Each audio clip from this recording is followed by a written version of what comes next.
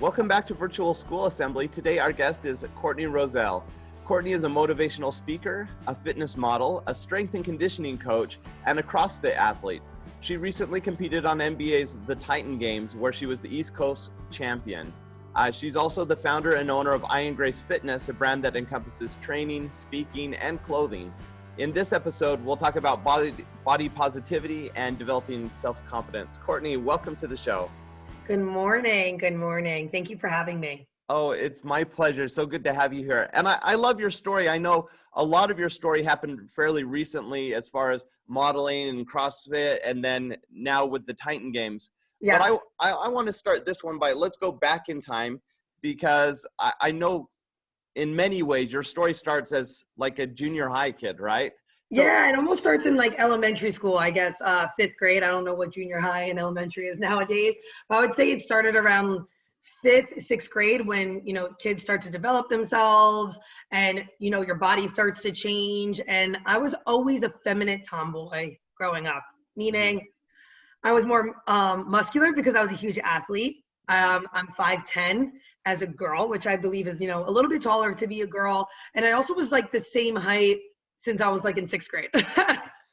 So being one of the bigger women, bigger girls growing up in school, I got made fun of at points, I was bigger than all the boys, but I loved playing sports. But obviously I wanted to have girlfriends too and fit into that crowd as well. So I played sports my entire life and I loved it. But then, I am 5'10" and I do have legs that are very, very long. So everybody told me to go into modeling. And I thought, I had to prove something, that I was feminine enough, that I should go into modeling. Why would I not, right? Right. So the first thing I do is I go to a modeling agency, and the first thing they do is they reject me for body shaming. And they said, you are too muscular. If anything, maybe you'll be a plus size athlete, but you're too muscular for this. You'll never be a runway model, maybe in print. And I kind of just went on my way, took my time and threw myself into sports. Right. Now, you were how old when this started? I went into my first modeling gig when I was 11 and 12. 11 and 12, I would say. Yeah. Okay. Sixth grade? Yeah. So I think you're around then. It's been a while. And I'm a 5th grade teacher, so I know this is a tricky age for a lot of kids, and especially girls. Can you talk a little bit more about that, being the tallest girl and having to deal with that? I mean, you threw yourself into sports, but a lot of kids, maybe that are less athletic, still have these same issues, that their bodies are changing, they're growing, they're feeling uncomfortable. What advice or would you say to these girls that are struggling because things are changing, they don't feel comfortable in their own bodies yet, and maybe they're getting teased or things like that are happening? The biggest thing that I ever did when I threw myself into sports, that's my passion, that's my authenticity, meaning that's where I stay confident. So throw yourself into an activity, a group of friends, a sport that you can stay true to yourself, because when you stay true to yourself, you attract your tribe of people that are just like you and give you all the confidence and your true friends. And I believe being successful in this world and being self-confident in this world comes from other, outlets of what you surround yourself with constantly on a daily basis, because then it becomes your mindset. And it's not, something out of the realm. When someone makes fun of you, at least you have your people to make you feel better at the end of the day. So I always surround myself with what I'm confident with, who I'm comfortable around, and who love me at the end of the day for exactly who I am. Yeah, that's fantastic. Now, I know in addition to, sports, when you were in high school, well, I guess I should clarify. So in high school, you played basketball, you did cheerleading, and you were just really active all around. So you were staying busy with good things. How did you balance all that? Because you must have been incredibly busy going through high school.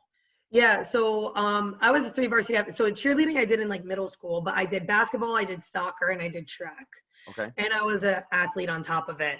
So the best thing about what I say in life is I'm busy and blessed.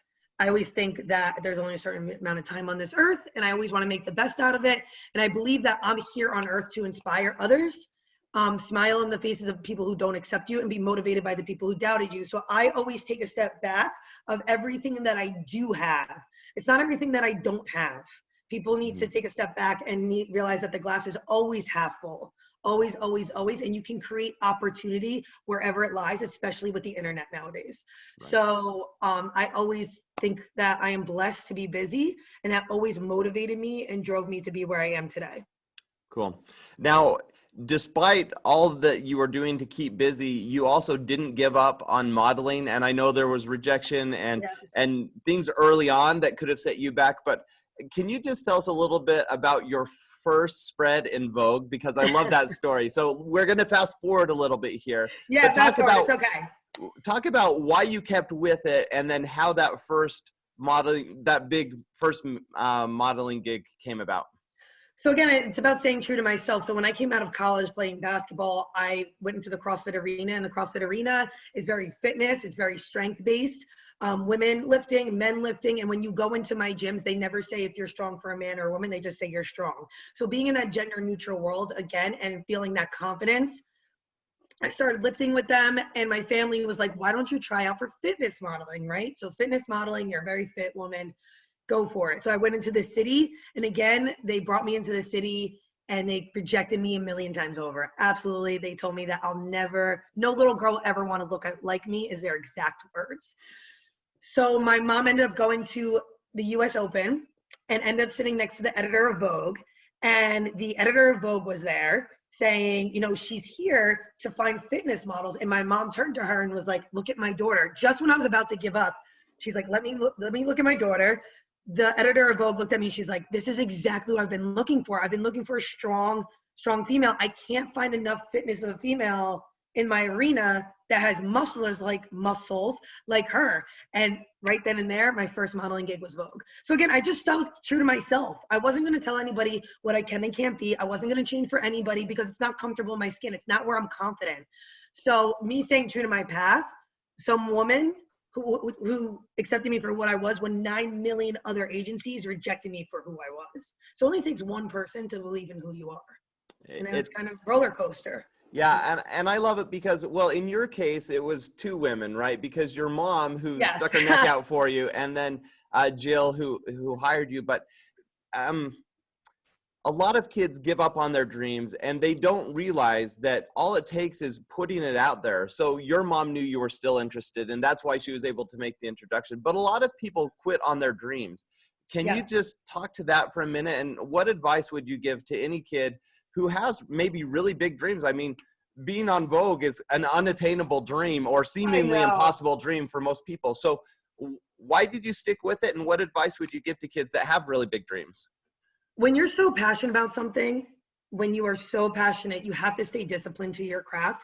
And again, know that there are going to be over 9 million rejections, and it only takes one person to love what you do, right? If everybody accepted me, it probably isn't the right project for me. It's not. You Hmm. know, I always even say with bullying, you know, people bully maybe because they're hurting and they hurt others. Or, you know, I always tell people robbers don't rob empty homes, right? So you have something that people want to attain. And you know what? Everybody's not ready for it. And I always say that if you are, you know, keep on pursuing your dreams and you are so passionate, please keep driving force to it. Because again, it only takes one person, just one person to love the same idea.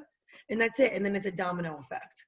So you Right. got to keep on talking about it, though. You have to keep on being authentic to yourself. You have to keep on being confident, because if you don't talk about it, you won't be heard. And that's Yeah. it at the end of the day. Yeah, that's cool. And one thing I love about your story is when one door opens, it seems like 7 doors open. And so you've Yes. had a lot of cool things happen lately. Let's talk about the Titan Games for a while. Can you explain to the kids kind of what the Titan Games are if they haven't seen it, how you got involved, and what your experience was generally on the show? Yeah. So NBC Titan Games is hosted by the Rockets on, you know, NBC. And it's a game type of show that has everyday athletes in this world, right? You don't have to be famous for it. It's not, they actually have us go against celebrity titans, but it's everyday individuals who incorporate fitness, incorporate being doctors, military, inspire others, motivational speakers, and how they do against each other in a fitness competition. So I ended up winning the Titan of the East. So I went against a lot of men and women. Well, men went against men, women against women. But I went against a lot of women in the East region of the country. And I ended up winning the entire thing, and then going against a Central and a Titan. So and then I ended up losing in the finale to the two other women. But that's exactly how the show is. It's everyday individuals going into a fitness competition. And I ended up winning the entire East. So I'm extremely happy about it. But the reason I got there was because actually I got called by WWE divas to go out and try out for them after seeing me do fitness, and someone is submitting my application. Ended up connecting with another girl there who tried out for the show as well. And she ended up saying, you know, put in an application. They're absolutely going to love you. You know, you're what women want to be. Your story is amazing. So I ended up putting my application. She ended up talking to producers, and boom, the connection happened. And it's kind of like a domino effect from there. Yeah. But I always try to, you know, make connections and be nice to whoever's in the room. Doesn't matter who they are. Being kind always pays off. So. Right.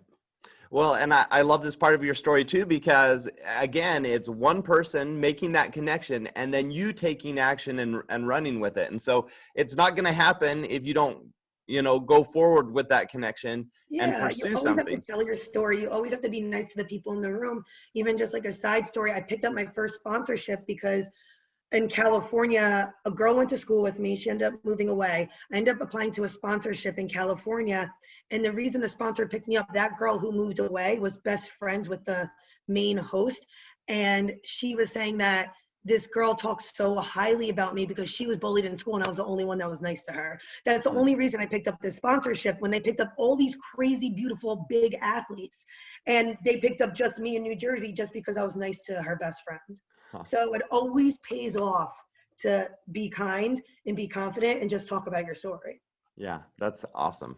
Now, I want to circle back to body positivity to wrap up here. Part of I think the problem with a lot of kids that as they're growing up, they're struggling to develop self-confidence, partly because of the media, what they're seeing on social media, and what the different messages that are coming into them.